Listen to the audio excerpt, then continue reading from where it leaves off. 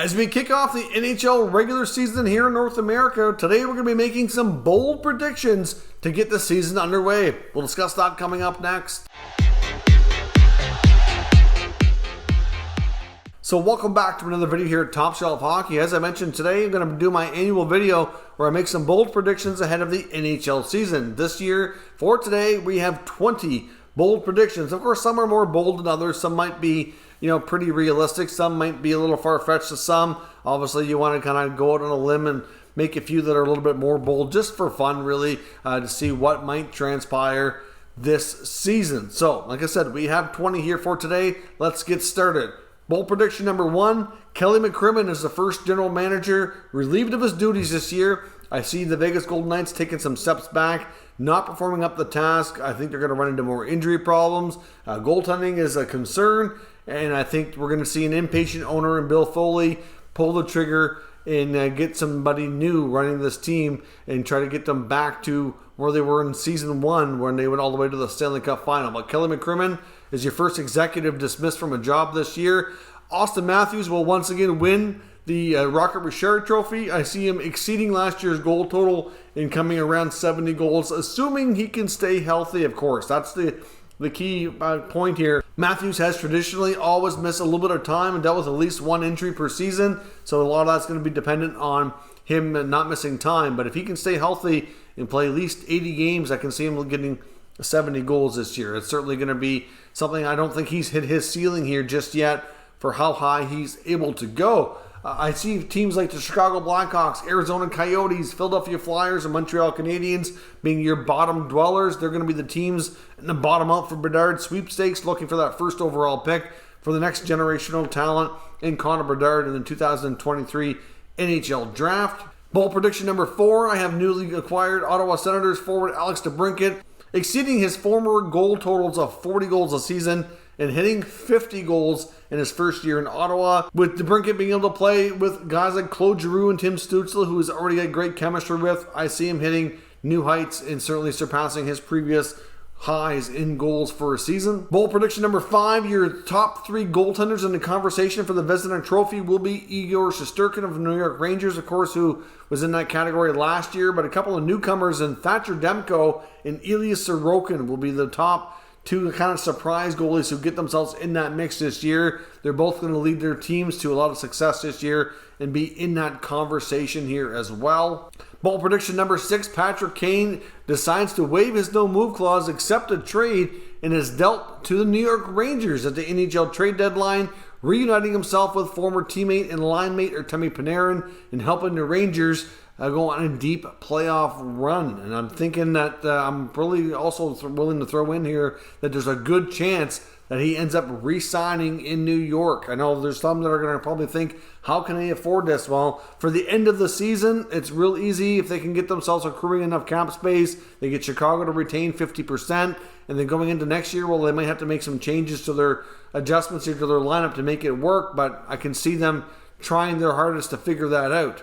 Bold prediction number 7, the Washington Capitals take a step back and miss the playoffs. They've only missed once during the Alex Ovechkin era, and I can see that happening for a second time this year. Starting the year dealing with a lot of injuries, one of the league's older teams. I can see them having some more issues this year and taking a step back and being out of the Stanley Cup playoffs. Bold prediction number 8, another team dealing with injuries and a lot of older players. The Boston Bruins also end up taking a step back in dealing with a lot of injuries and lost man games and end up missing the 2022-23 Stanley Cup playoffs as well. Bold prediction number 9, after a slow start in Winnipeg and a lot of disappointment that Rick Bowness is not able to get things on track as quickly as they were hoping for, they end up parting with former captain Blake Wheeler in a mid-season blockbuster trade. Bold prediction number 10, even though he hasn't done it in the past 3 years, Sidney Crosby gets back to a 100-point season. Crosby is not declining at this point in his career, with feeling a resurgence after getting his longtime teammates of Evgeny Malkin, Chris Letang re-signed in Pittsburgh. A lot of the band back together. Crosby is going to have one of his better regular seasons in recent memory. Bold prediction number 11, Vladimir Tarasenko surpasses 40 goals in St. Louis this year. Obviously looking for a new contract. It will not be with St. Louis.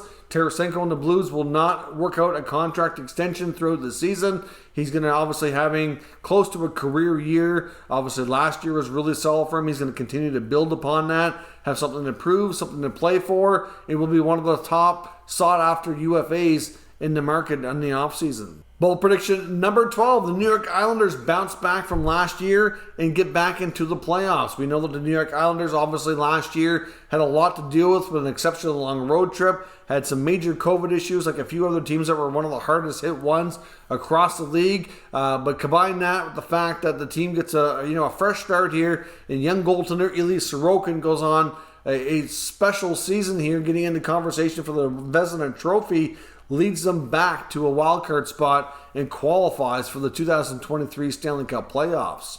Bold prediction number 13. Jack Hughes is one of the league's top breakthrough players, getting to over a point per game status. I know there's some that feel he has 100-point potential, which I feel he does as well. I don't see him going all the way to that this year. Maybe another year or two down the road we'll see Jack Hughes get into that category, but he will certainly make the new contract he signed look like it's a pretty much a team-friendly deal and become over a point per game player this year.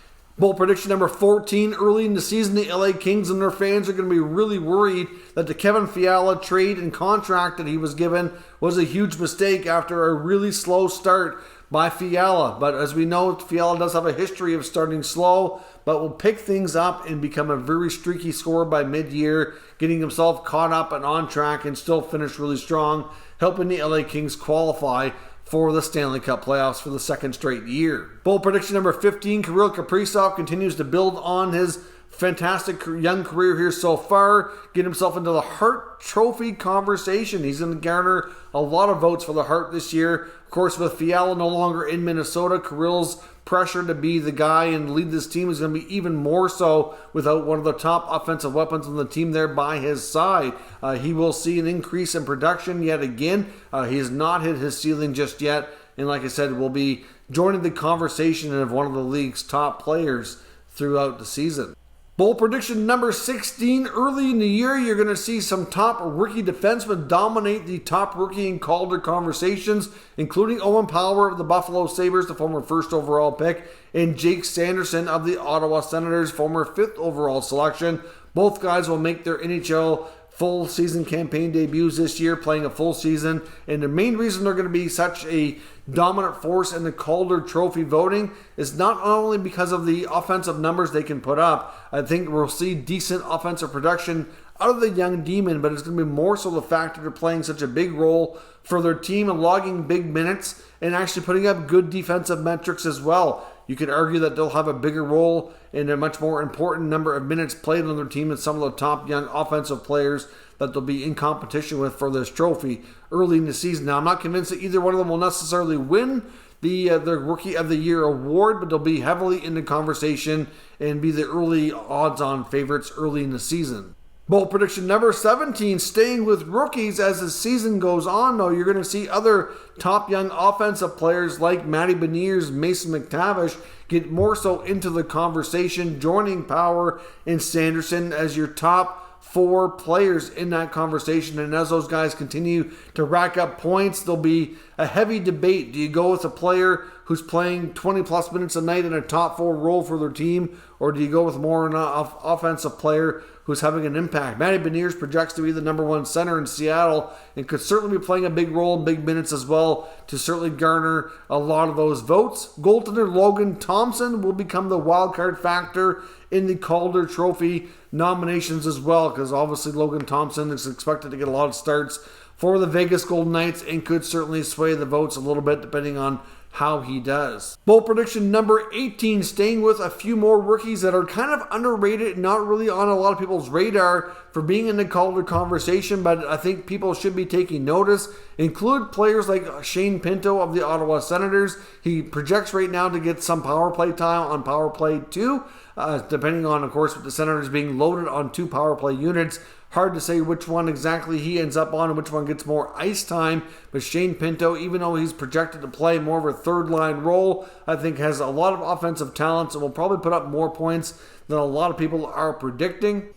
I think Kent Johnson of the Columbus Blue Jackets is another rookie to keep your eye on as well. Johnson certainly projects like he should stick in the NHL and have a solid first year and be one of the top offensive players in that category as well. Bold prediction number 19, you're going to see both the Battle of Ontario and the Battle of Alberta in the NHL Stanley Cup playoffs, with the Leafs and the Senators qualifying for the NHL playoffs, and the Oilers and the Flames. You're going to see both. One will be a first-round selection, which is the Battle of Ontario, and the Battle of Alberta, they will end up meeting in round 2. So we'll get a taste of each of those battle of the Canadian provinces in this year's playoffs, with 5 out of 7 Canadian NHL teams qualifying for the playoffs this year. As we talked about in the previous video, we have Edmonton, Calgary, Vancouver, Toronto, and Ottawa all predicted by myself to be in this year's Stanley Cup playoff race. In bold prediction number 20, your top 3 coaches that are on the hot seat and most likely to be fired after the teams have a slow start include Peter Laviolette in Washington, as well as Dave Haxtell in Seattle. Now, if I'm wrong on the Vancouver prediction and they don't do as well as I've predicted, I think Bruce Boudreau is also one of the kind of top coaches that, to me, is going to be on a heavy hot seat watch list, so to speak. And if that team does start slow, even though I'm predicting that they won't, that I don't know that he's going to be getting a lot of rope there. I think Jim Rutherford's going to be anxious to make a change. He's not on a contract that extends him beyond the current season. And if things don't go well in Vancouver, I think Bruce, there it is, will be Bruce, there it was, and he'll be gone. And it's just that simple, but I don't see that happening. I see guys like Haxtell and Laviolette and a few others maybe having more pressure. DJ Smith is another coach in Ottawa, just like Vancouver. I'm predicting the team's going to do well, so I don't see it happening. But if for any reason the Senators in the first 20 games, just like the Canucks, start slow, those two coaches are going to be facing a ton of pressure after what we've seen here. In the case of the Senators, Pierre Dorian's made a ton of moves, and this team looks way better on paper. So if they're not performing, a coaching change might be what's in order. But like I said, I see Ottawa and Vancouver having good years. I don't see it happening, but there's certainly going to be a couple interesting storylines that we need to pay close attention to early in the season. So those are my bold predictions for the upcoming 22-23 NHL season. I'd love to know what your thoughts are as well. So let me know what you think are your bold predictions for the upcoming year. Leave some comments and we'll discuss further. Of course, if you're new to this channel, make sure you subscribe and stick around. We'll keep you up to date with all the latest news, rumors, and analysis of all 32 NHL teams. Thank you for watching, and I'll catch you next time.